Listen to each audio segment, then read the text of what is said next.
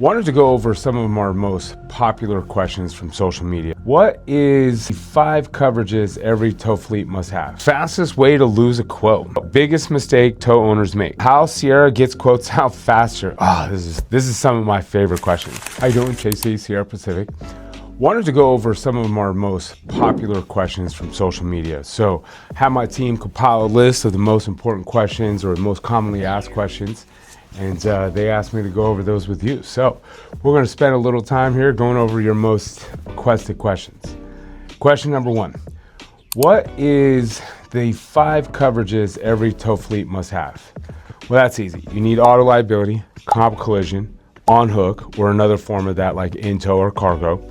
Then you need general liability or maybe garage liability, along with garage keeper's legal liability. So that's 5 coverages to protect you if you hit a third party, protect your vehicle fleet, right? Your vehicles that you're towing, general liability for any operational type of liability claims, and then garage keepers for anything in your care, custody, control. So if you're looking for a quote from somebody who knows their tow truck insurance coverages, hit up Sierra Pacific. We'll be happy to help you out. So on to the next question. How to stay CHP compliant? Well, that first starts with having the right coverages based on your truck type, right? The bigger the truck, the more coverages you need, and making sure that you pay your bills on time so that we don't issue out any cancellation certs. So having the right coverages, making sure you keep the policy enforced is the best way to stay CHP compliant, because it's our job to make sure that we present you what CHP requires when it comes to insurance. So next question. Why do fleets with losses still get quotes? Well, loss runs are one of the most biggest factors in your premium determination, right? If you have big claims, you're going to pay more, long story short. So even if you have some big shock losses is what they call, it is possible to get an underwriter to give you a fair rate because they expect these things to happen every so often, right? Or if you have a large number of fleet and you have, they're expecting liability claims. So a shock loss isn't always bad. If you can explain what happened, what changes you made in a client statement that we would request from you anytime we see these losses on your loss runs, then we can help personalize you to the underwriter and have them understand the context of what happened, what changes you made so this never occurs. They expect some shock losses to occur, but if we can prove that you've made changes so that it never happens again, you're more likely to get a fair offer that you can afford. Next one. Fastest way to lose a quote, missing loss runs. The number one thing that underwriters require is currently valued loss runs. What does that mean? That means loss runs ran within 60 days of your policy expiring. So you can't use last year's or ones that you ran, 6 months ago. It has to be currently valued within 60 days. And if you don't have all 5 years of the loss run history, then we got to go get them. We can help you, or we can give you the phone number to get them directly from the carrier. You might call your old broker. Either way, we need to have all 5 years of currently valued loss runs. Just plain and simple, we got to start with that. Without that, we can't submit. No, none of us brokers can, right? So that's the game.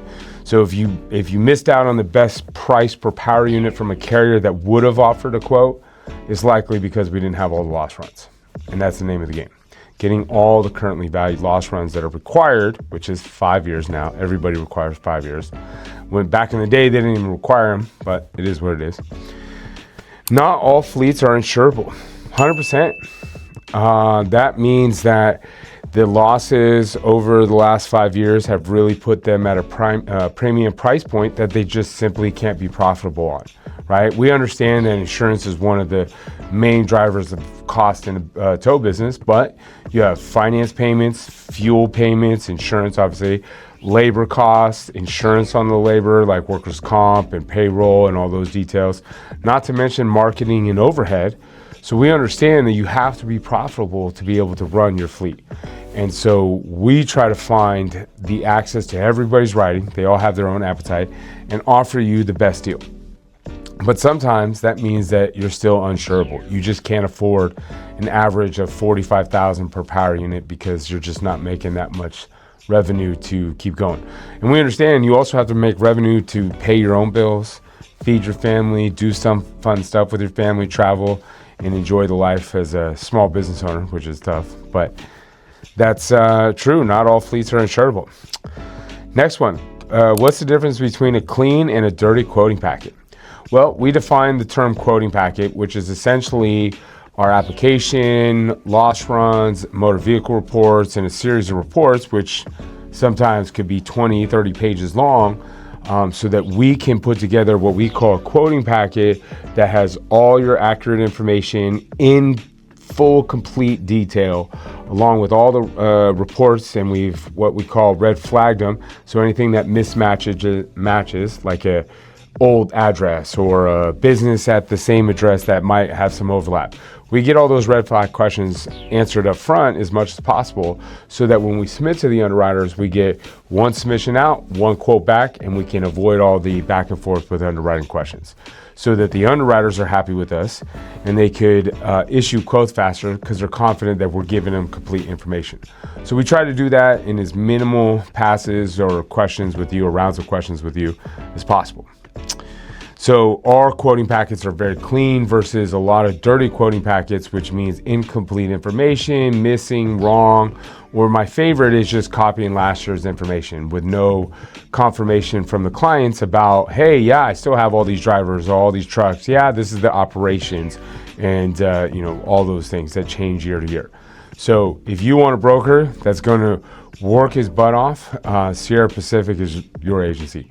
We're going to do our very best to get an accurate, clean, easy to complete quoting packet where we do most of the work, and we try to minimize what we need from you. So like, we don't have to ask you if you work from home if we could just look on Google Maps and see your front door or see the business that you work out of. We don't have to ask you that. That's just a simple question, right? But we can get the answer by minimizing that line of questioning to you. Because I think I counted, our app has over 200 questions. We don't want to ask you 200 questions. We want to ask you as minimal as we can. But some of the key ones are driver schedule, vehicle schedule, what's the GVW on that vehicle, what's the total stated value, how many vehicles can it own. Other brokers like, hey, just send me the VIN, year, make, and model, and how much it's worth, right? Well, you still need to know GVW. You still need to know how many vehicles it can tow, right? How many, if there's any permanently equipped upgrades that you added to the truck that you could increase the value of the vehicle. So we like to split that out too. And we also run VIN checks. So if there's a missing digit or an incorrect digit, then we can always clean that up before we submit it to the underwriters by running VIN checks. So those are some of the reports that we run to make sure that our quoting packets are clean. So biggest mistake tow owners make. Well, I would think that the biggest one that I could see is not having a camera system and not training their drivers regularly and not buying top quality equipment. Those are our three pillars right now that, and we're looking to expand on those, but right now, camera platforms with telematics is gonna prove that your driver wasn't at fault when that driver cut you off and slammed on the brakes to get a check from you. Because we all know that happens, right? We all know that somebody cut you off, hit the brakes, and bang, now you're an offender bender. Oh, I was following too close. No, they purposely, fraudulently, injured your driver potentially, just to be able to get a check from one of those ambulance chasers advertising on the side of every road. So protect yourself with a good camera platform with good telematics so that your insurance company can fight those claims and not just say he said, she said, maybe the police report said you were at fault. They have good hard evidence, video evidence, front facing, cab facing, rear facing, side facing cameras, telematics, AI. That allows you to also plug into platforms like Towbook. So you want to look at a good telematics and camera platform, along with good training like Rick Bayes. They offer a great training program to certify your drivers to make sure they're safe on the road, right? That they have the proper training to not cause accidents or damage clients' property. And then thirdly, get high quality equipment. As you can see here, I don't know if you can see, but we're always about Apple equipment because that stuff just works, right? All works together, high quality. We never have breakdowns of it, or at least the uptime is significantly higher than any Windows product. So when you get good equipment, it doesn't break down on you, which would then in turn cause accidents and claims that end up on your loss runs. Good camera system with telematics, excellent driver training regularly, and always buy good equipment, not some cheap Chinese crap that might snap under a load. So those three will help you protect your loss runs from claims appearing on them, which is the main driver on your premium. So I would Definitely not make those 3 mistakes. Don't think that it's the man trying to watch you. It's about protecting you against the money grubbing public who's trying to see you as a dollar sign that they can get paid on. So don't allow your company to operate without those 3 pillars. New ventures. Yes, but not with everyone. Not all carriers are going to write new ventures. I would say less than half of them do right now. We do have a large number, probably more than we've had in a while, with South Lake Specialty coming back to the market, or coming to the market. That's effective as of 1/1, so that's breaking news. We just met with one of the underwriters, and they have a new market that is writing new policies effective essentially 1/1/2026. So, and they would write a new venture if they have adequate managerial experience running a tow truck company. So not every one of them will write a KBK, and their AmGuard program won't. RTS in their programs won't. AIG won't. There's just a large number. I would say more than half of them won't write a new venture, but your Nico, your Berkshire Hathaway, Prime as well. South Lake can, and I believe Texas can. Texas Insurance. So if you're a new venture and you're looking for somebody to offer you a quote, you always want to go to a specialist, in my opinion, and the opinion of Randy, Peter, Bear, because we know coverages and we have access to all the carriers that are writing these tow truck policies. So you want to naturally go to somebody who has access to the whole market, not just the 2 or 3 products they want to try to sell you. So that's what I would focus on is, if you're a new venture, find that tow truck insurance specialist that has access to literally all the carriers writing tow truck insurance for new ventures, so that you can shop out with all those. Do tow fleets need garage liability? Well, most of your contracts with like a AAA or a Giro is going to automatically require general liability or garage liability. Essentially the same thing. Garage liability covers a little bit more, or a little bit different, but general liability has a suite of extra coverages, but the garage liability is what you really need as a tow risk. So do they need it? 100%. You think of any exposure, if you're doing a roadside assistance call and say you changed a tire and your driver didn't tighten up the lug nuts all the way, and heaven forbid that tire fell off as they were getting on the freeway. Well, you didn't hit them with your tow truck, you weren't towing them, it's not in your care custody control. That garage liability is really what covers you for claims due to your negligence in your operations.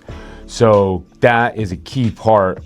And it's not very expensive. It's the main driver of premium in tow truck insurance is the auto liability.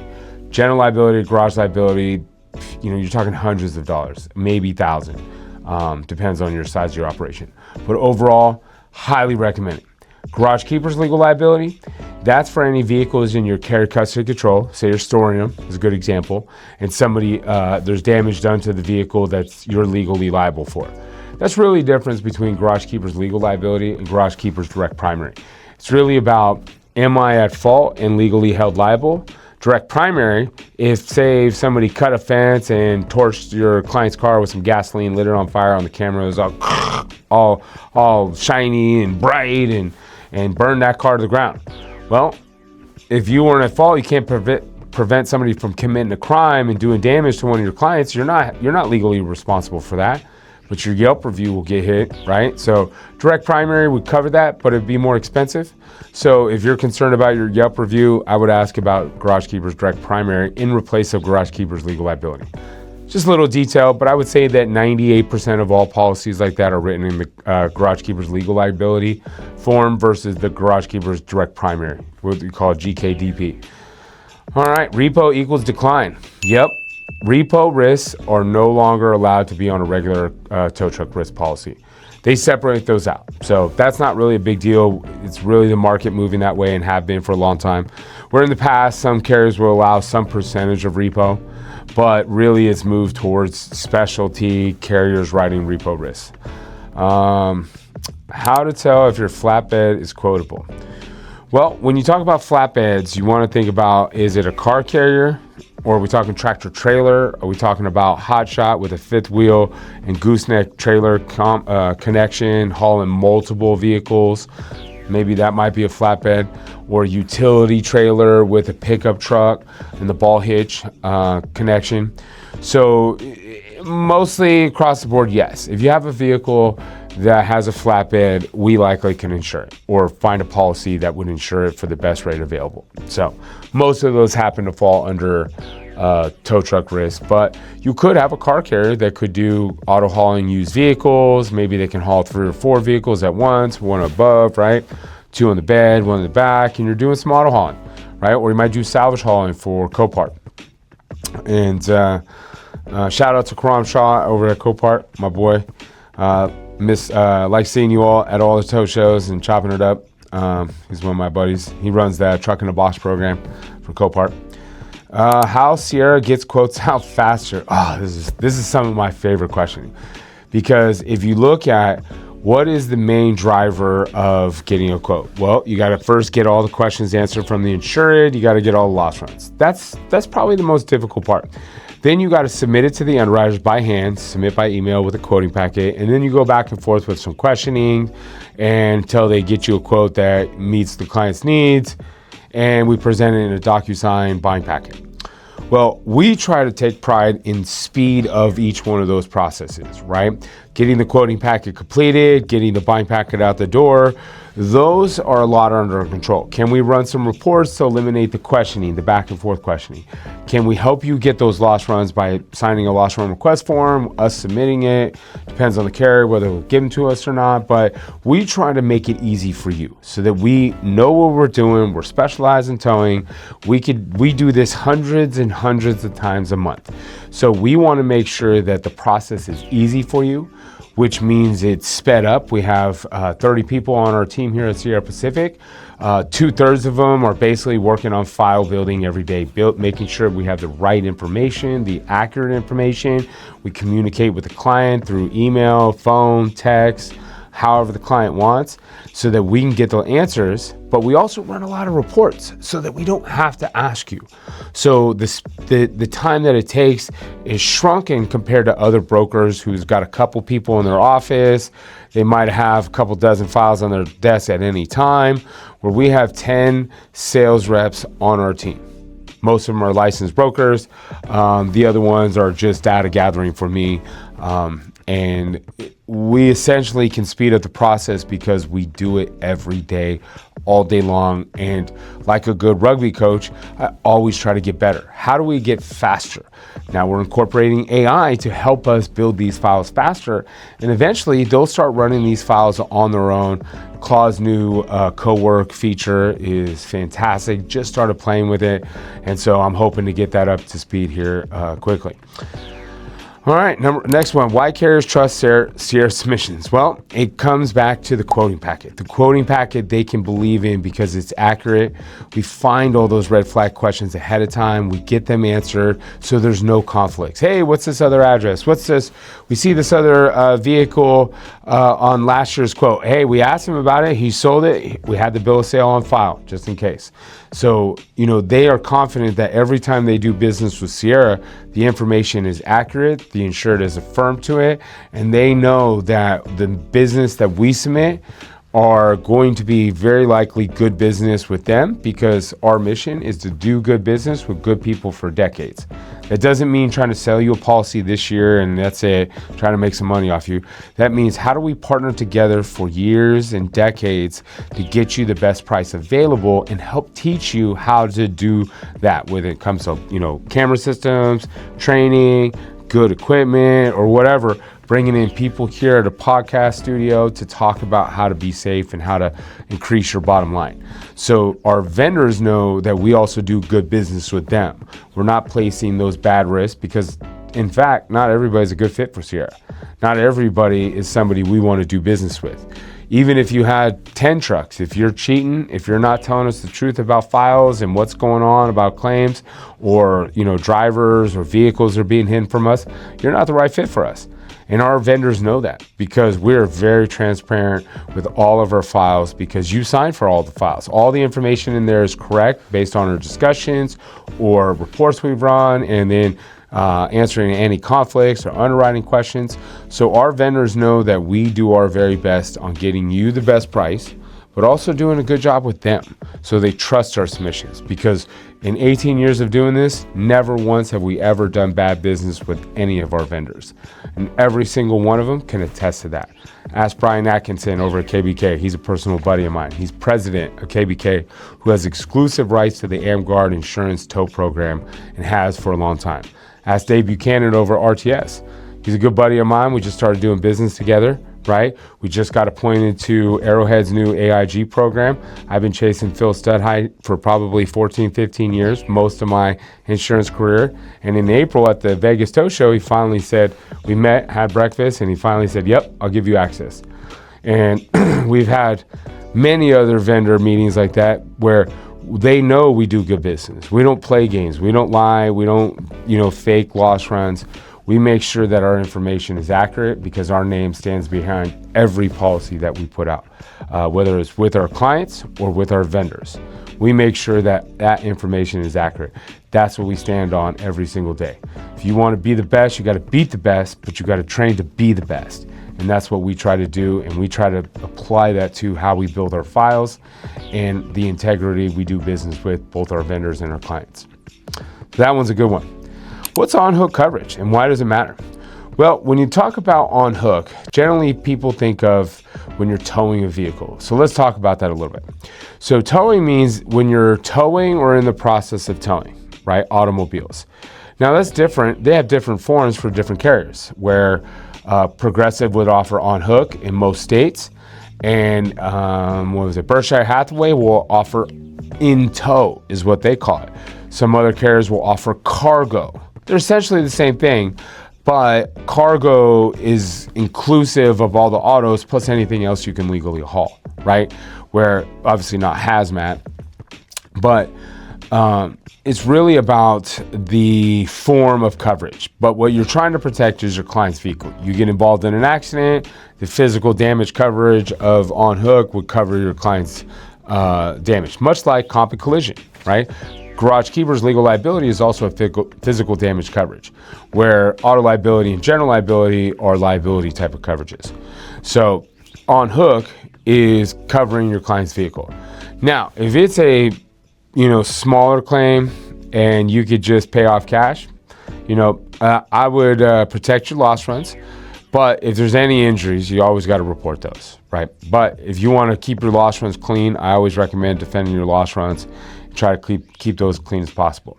Now, just as a side note, there are some states that, like Progressive, will write Garage Keeper's legal liability in replace of on-hook in Texas and Virginia.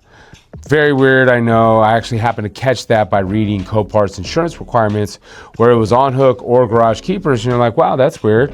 They cover two different things normally. Well, in Texas, where they're based out of, they have Progressive offers Garage Keepers legal liability both on the vehicle and then separately for a physical location. So I had to catch that one day and I was like, hey, this is where it comes from. So studying the market and coverages is, fun for me, has been for a long time. So, we look at those details. We talk with the industry titans at the tow shows to make sure that, hey, is this what this, broker said about coverages over here is the same as what I'm saying? Okay, well, he's an underwriter. So he's talking about the same. And then if I have questions, I ask right on the spot so that I always have an absolute clarity of understanding of coverages, how they're applied, and how my clients might need them or not need them. Next one, Garage Keepers versus on-hook. Okay, so that was definitely on the same line.